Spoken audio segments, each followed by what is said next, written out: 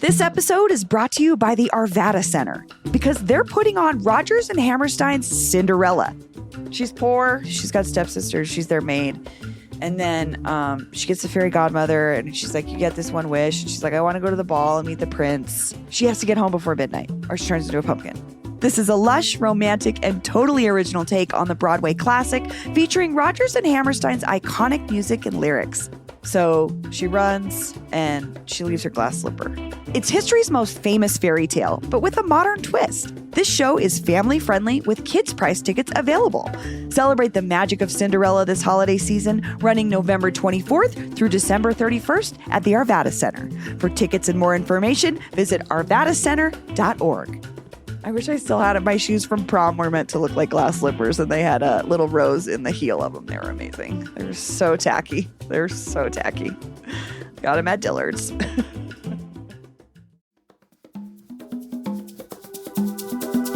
Today on CityCast Denver, we've got early results from all the big races in yesterday's election, from Prop HH to the Denver School Board.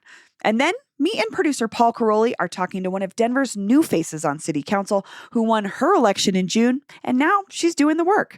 We'll talk about how she's already changed the mayor's mind about housing and homelessness twice. Today is Wednesday, November 8th. I'm Bree Davies, and here's what Denver's talking about.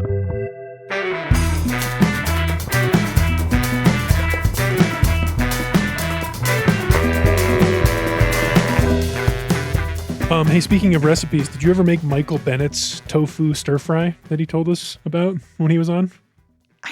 No, I feel like his recipe was kind of basic and I already knew how to do what he was doing. Ouch. It's election night. I have a good recipe. Well, I have a good recipe for making tofu crispy. It's not hard. Mm-hmm. It's the key's cornstarch, you know? Hi, Paul.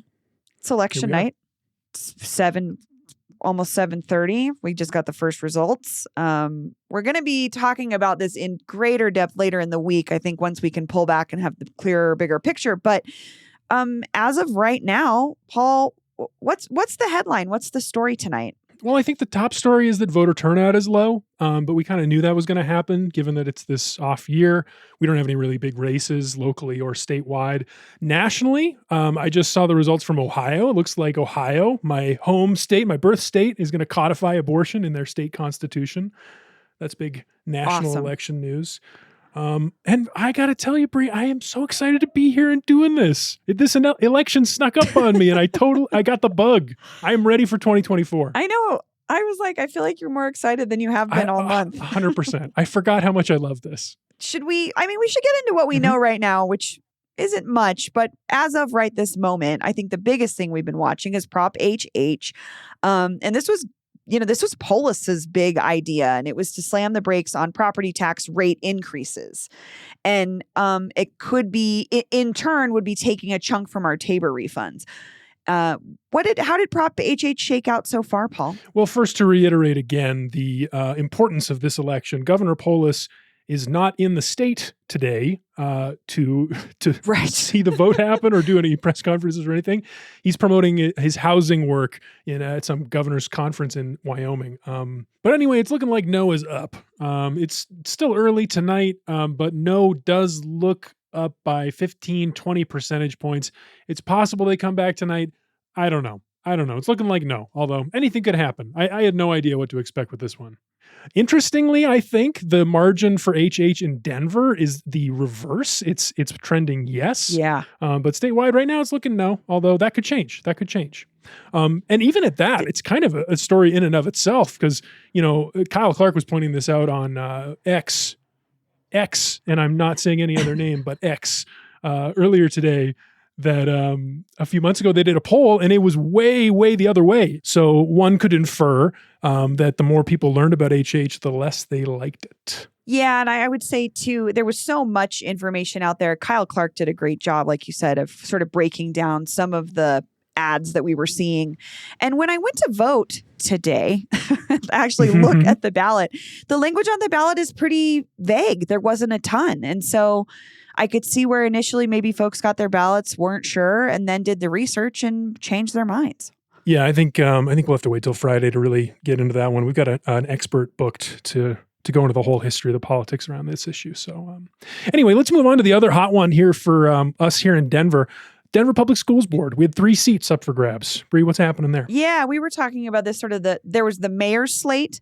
So there was a group of folks running for these school board seats. There's 3 open seats, the at-large, and then 2 districts, District 5 and District 1.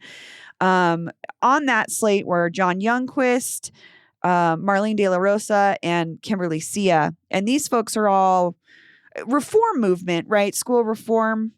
Versus backed by some reformers, so some high-power Silicon Valley billionaire education reform types. Versus the current school board, where a lot of these folks that are sitting are backed by the teachers union. So that would be sort of not the other side of it. But yeah, it looks like that mayor's slate is doing pretty well so far. John Youngquist. Youngquist especially. Oh my gosh. He's kind of crushing. And this was the race with Kwame Spearman and Brittany Johnson.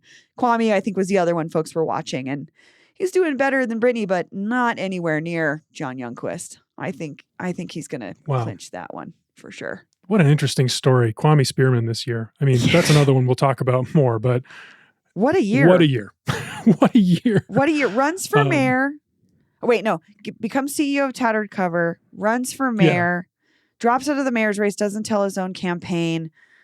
Steps down as CEO. Steps down. Tattered Cover declares bankruptcy. Runs for DPS board. And now seems like he's not going to. What's next? What's next? What is next? I've got a good what's next. Okay. Davon Williams, the Englewood School Board scammer who's running unopposed. I have no idea what the results of the election are. I'm not checking. I don't even know how to find the election results in Englewood, but it doesn't matter. He was running unopposed. I do know Davon Williams turned himself in this week, Sunday morning, to Englewood police. He had an open arrest charge. And you reached out to him though, right? Oh, yeah, I did. Well, I realized I haven't actually heard what he says about any of this, so I did. And he, that's how I learned how to pronounce his name, Davon. His LinkedIn page has a pronouncer. So Davon Williams is probably going to be the school board member for Englewood. And he said, no comment. No comment. He might talk later on. A couple more races that we were watching. Prop II. This is the one about the state keeping revenues from cigarette and nicotine for preschool. Looks like that's going to pass. I think, we could have predicted that one. Yeah, I was like, what kind of Grinch was be like, let's give it back to the stores I don't know. Seriously. That would have been unless you're like taking a principled stance against sin taxes just on principle. True. Which I would understand. Well, I mean, there was probably some people doing that. It wasn't like it didn't get any votes. So yeah, I mean, there's like 17,000 now. Yeah. So I mean, we've got some anti-syntaxers. Anti-syntaxers and people in the nicotine industry, perhaps. The nicotine community. And then the last item. Yeah. Referred question 2P, which is making a funding stream that exists already permanent that would use sales and use tax to pay for the Denver preschool program. So another kind of one of these reaffirming something that already exists and just making it permanent. So we said yes. And we said yes overwhelmingly on that one.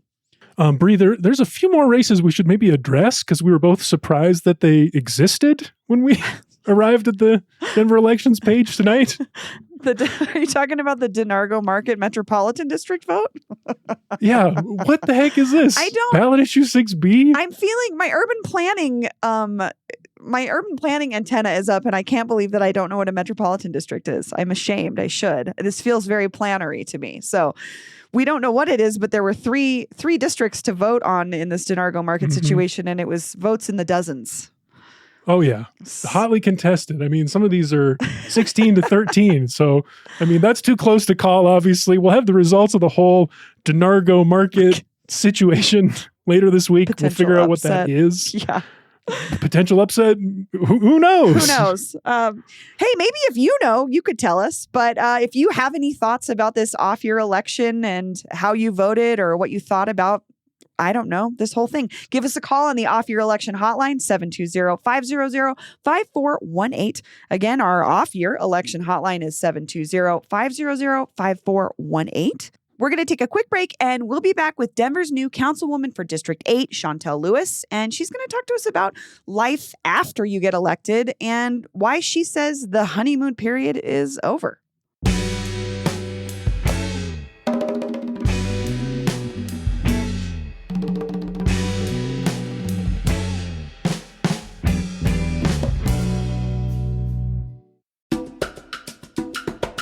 This episode is brought to you by Ednium. Ednium is an action-focused community development organization that partners with recent public school alumni to change the way our city educates and reinvests in its homegrown talent. With a new-look Denver Public Schools Board of Education taking office, Ednium's podcast is a great place to learn more about the ins and outs of DPS. And for a refresher on who these board members are, check out the DPS Board of Education Candidate Series wherever you get your podcasts. Again, that's Ednium, EDNIUM, wherever you get your podcasts. Note, Ednium is a 501c3 and does not endorse any candidate, and all candidates were invited to participate in this series. I'm here with producer Paul Caroli. Hey, Bree. And Chantel Lewis. Welcome back to the show. Thank you. Councilwoman Chantel Lewis. There you go. First time I've talked to you since, congratulations. Thank you. Council member. You know, last time you were on the RTD board. Mm-hmm. RTD was your passion. Now you're on city council. I feel like that's a lot more responsibility, a lot more voices to take into consideration. Does it feel like more pressure? Absolutely so. Yeah. Absolutely so. I mean, the pressure is different, but it's certainly intensified. It's interesting to go from being on the RTD board where you were responsible for 200,000 constituents, because the issues are so diverse. It's a lot more pressure, right, to get it right, to have the conversations with the right folks. And so, you know, it's a lot. Do you get more angry emails now, or did you get more before? Because I think I would bet RTD you probably get more angry emails. That's a great question. Too early to say? I don't know if it's time. too early to say. You haven't made a lot of people mad yet. Well, yeah? I think I've made a few people mad. But I guess I just don't pay attention to the angry emails, like the quantity of angry emails, and it's more about figuring out how to solve for it. And so, I don't know. I guess I just don't pay attention to it. That's a smart way to go about it, honestly. You know, I got to sustain. Yeah. All right. Well, speaking of making some people mad, the news of the week here is that it's crunch time for the city budget. That's the main thing we wanted to talk to you about. Sure. Just in case this is the first time anyone is hearing us talk about the budget, let me give you a little background. It's been a few months now of back and forth. First, Johnston, our new mayor, put out his proposal. You all came back, and then he came back, and now you all are going to come back again and be like, here's what we want. That's right. $1.74 billion. I want to talk about what is clear to me has been the biggest disagreement between you all on council and Mayor Johnston. Sure. We talked to him about it. It's rental assistance, eviction defense. He said he didn't want to put as much money toward it as you all have been. I think there's like a $17 million gap. Why is he wrong? Back to the data. Right, let's go back to the data, the number of evictions that we've seen in 2023, but also the number of predicted evictions in 2024. The $30 million that we're talking about for rental assistance actually only covers half of the evictions that we're expecting in 2024. And so we can't say that we're solving homelessness, right? That we have a keen eye on solving homelessness if we're not able to allocate dollars to prevent homelessness as well. And so you got to be able to do both. And in October, rental assistance ran out this year. Right. And so what are we talking about here? We're talking about keeping folks housed. And that should be the ultimate goal. So I have a thought. I had a friend who went bankrupt this year for the first time in his life. He's on rental assistance, and he also is a developer. So he understands how housing gets built. And he was talking to me about his concerns about rental assistance are they fix it in the short term, but they're just giving money back to these large corporations that have these cozy relationships with eviction lawyers. And it's just perpetuating a process. Is there something beyond rental assistance that we could do? Is this a temporary situation? Yeah. I mean, I think we have to think about how we house folks differently. So I love any opportunity that you all provide me to talk about social housing. I think historically we have not done housing well and how we develop housing. And social housing is an opportunity for us to look at folks not paying more than 20 to 35% of their incomes on housing, right? And that's a different model. So you have folks who make $20,000 or $200,000 that are living in the same development. And so social housing is, I think, the direction that our city should be moving in. And I would say that Mayor Johnston and his administration maybe slightly agree on that. Maybe we got a little work to do to get to that full agreement. And I'll tell you why. You know, when I came into council, what I learned is that we would buy properties and then give those properties to the Denver Housing Authority. And so when I had conversations with the mayor, I said, we should be keeping our own assets. It provides us with an opportunity to be able to have control over those assets as well. And so the next purchase that happened, Mayor Johnson said, and I want to let you know, Councilwoman Lewis, we own this asset because I did hear you. And so I think we're getting closer to social housing as a model. Yeah. I would not have predicted that from him. He seems to be more on the other side of thinking about housing, at least to me. I can be very persuasive. I believe you. I don't know if I totally understand the social housing thing, though. So, like, is that the model? Just like the government buys buildings or builds buildings owned, so that it would be government owned, Yep. like apartment complexes. Yep. We would build in, and then everyone people who are coming in and paying us rent. Yeah, a certain percentage of their income. So Okay. the models that we've studied is between 20 to 35% of their incomes. I'm not attached to those numbers. I think that's to be worked out as we get further down the line. Yeah. It's an interesting idea. And so it's an opportunity for us to mix different income levels, but also for us to not concentrate poverty. And that's what we've done historically in this country.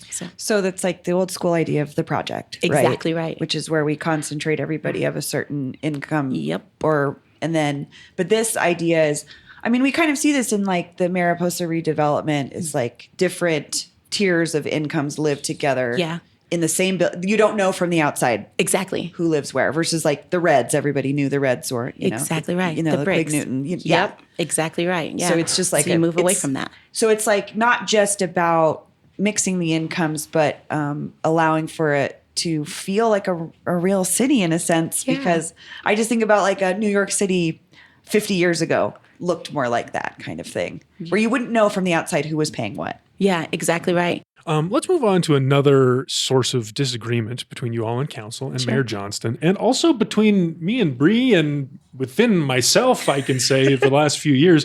This Denver Basic Income Project, it's such an interesting new thing that has happened. And again, I'll catch listeners up.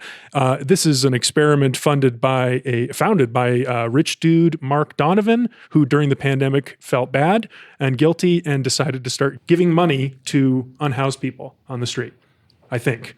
And now here we are a few years later, and he's got fancy partners like DU. And so now this former Mayor Hancock gave him $2 million for the first wave of beneficiaries last year. Johnston didn't approve anything for them.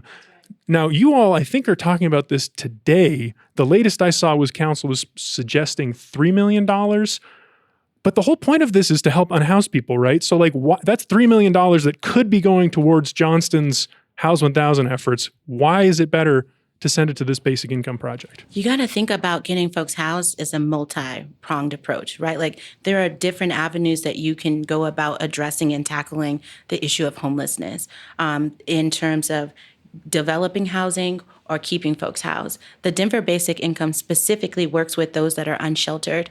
And the point is to give them unconditional dollars to make the best decisions for their lives, right? They had 800 participants in the Denver Basic Income Project, and many of them reported positive outcomes in terms of that unconditional cash, from being able to access housing, to be able to buy tools for work. And so I just think of this as like another opportunity. So when we talk about social housing, that's one lens. When we talk about rental assistance, that's another.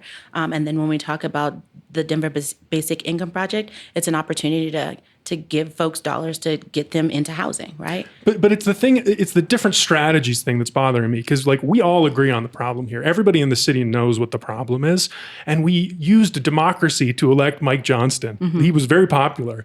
Do you not see that as a mandate for his chosen strategy? I see it as an opportunity, but I also see it within council powers, right? Like the point of having different levels of government is for those checks and balances. And so if he proposes his budget, we can amend that budget. That's within the power and authority of the council. And so I think it's us utilizing that power. And I think one thing that council has recognized is that we are so much stronger together than we are divided. In fact, we're stronger than the mayor, which is why we were very excited about that 13 co-sponsors for rental assistance, because there's strength in numbers. You can override his veto. That's exactly right. So I read in Denverite that the Denver Basic Income Project did not accept any participants with, quote, severe unaddressed mental health or substance abuse needs. I'm a person in recovery. I struggle with that being a criteria. Yeah. Why are those things relevant for this project? I'm not sure, to be completely honest with you, Bree. I don't know the details to that degree of the project. I just know that the Basic Income Project has gotten a lot of folks that were unsheltered into housing, and we've seen success in the program. I also know that if we don't fund this program, that those 800 participants, particularly the ones that have been able to access housing from those dollars, would no longer have those dollars and would potentially end up on our streets. I want to talk about the Basic Income Project just like a little bit more. Okay. Because it sounds like there's still a conversation happening. It could change. I saw the same data you did. I read the reports from the Basic Income Project. I saw the same increases in outcomes. We've seen, that's the expected result when you invest money in something, that there would be positive outcomes. We'll see those from Mayor Johnston's project as well for all the individuals that go through it, I'm sure. But comparatively, there was nothing in any of their reports comparing their approach to these other strategies that we've seen data for. Such as the Houston model, the housing first model. That's the difference. He's giving money first, Johnston doing housing first. Why is money better? I think it's both and, right? Like, it's the strategy of both and. And I don't subscribe to being able to think about things in black or white and or. I think they're, again, going back to the multi-pronged strategy to addressing housing and those that are unsheltered is we can walk and chew gum, right? We're dynamic enough to be able to do both. And so we can fund the Denver Basic Income Project as a part of the strategy to get folks housed and to keep folks housed. We can fund rental assistance. We can be studying social housing at the same time. And so I think about it as an opportunity to just be to be diverse in the strategies in which we employ to tackle the issue of homelessness. I want to talk about encampments because I think this is probably one of the biggest issues we've been talking about over the last couple of years. I want to give listeners a little backstory. That's something that happened recently with you and the mayor. There was a very large encampment in your district, and you got a notice that it was going to be swept. What happened next? What did you do? Well, I reached out to the mayor and his administration, and I said, per your words, you said that you were not going to sweep encampments unless it was for public health, public safety, or if they had access to housing. None of the three existed for this encampment specifically. And I said, I'd love for you to come with me to that encampment and visit the folks who are in that encampment. And he did. He came out. And, we talked about their need for trash, right? Their need for toilets. And he agreed not only to those amenities, but also to not sweep the folks and gave them specifically the individuals, the residents living in that encampment, his word that they would not be swept. And he kept that. He kept his word. It's a pretty cool story. I mean, well, thanks. That's how government's supposed to work, right? I mean, how did that feel? That's just amazing to me. Oh, it was I cried, to be honest with you. I mean, those folks in that encampment and all of my encampments in my district, it's family to me. It's personal to me. I was very, very excited to see that they got that resource. And they're the second folks who have received that resource at the encampments. And so it was a big deal. You're not going to manage every encampment, though. You've got a lot of work to do. Do you trust that the mayor is going to continue to do sort of what you asked in this particular situation? I trust that he will, and I trust that I'll hold him accountable if he does not. Yeah, that's the next stage, right? The honeymoon phase has to end at some point, No. and then it gets real. And what is that going to look like? It's already real for me. Tell me about that. What's the realest part? Yeah, I mean, we it's the balance. It's the balance of homeowners, business owners, those that are unsheltered, right? Those are in our community that are suffering from violence in our communities. Like it's the myriad of issues that I'm having to hold at the same time as an individual councilwoman, but also as someone who I think has a different lens than many members of our council and even our mayor. And so, with the housing that is coming online in District 8, we have 3 that are coming online in District 8 that are directly tied to the House 1000 plan. That's the vision of the mayor, right? It's not the vision of council, but we have a responsibility as council to make sure that District 8 doesn't hold the majority or the burden of solving homelessness, that the entire city does so. And so when I talk about it being real, like it's me making sure I'm pushing my colleagues to be sure that they are bringing those sites online in their districts as well, particularly districts that may not want folks that are unsheltered in their communities. We just saw this happen over the weekend. Exactly.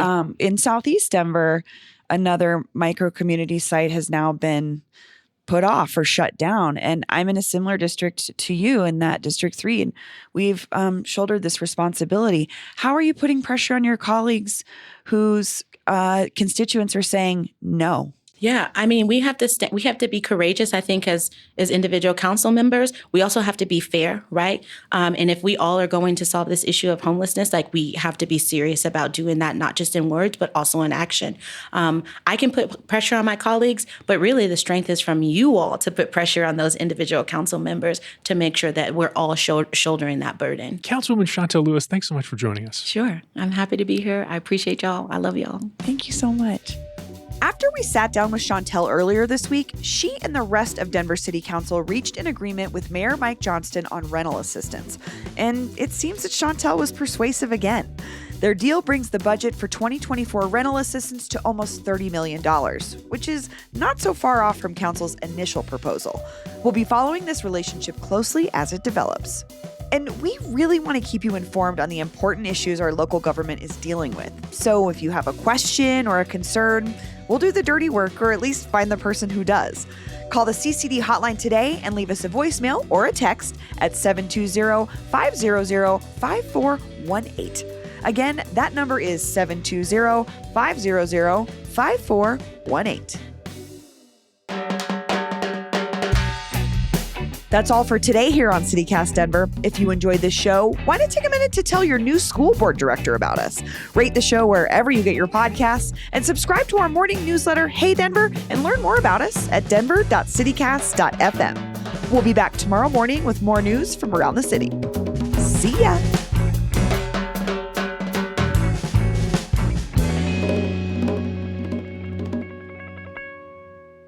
I'm here with producer Paul Caroli. Is that you? Anyone? Paul Terrence Caroli? Who's he? Party of one?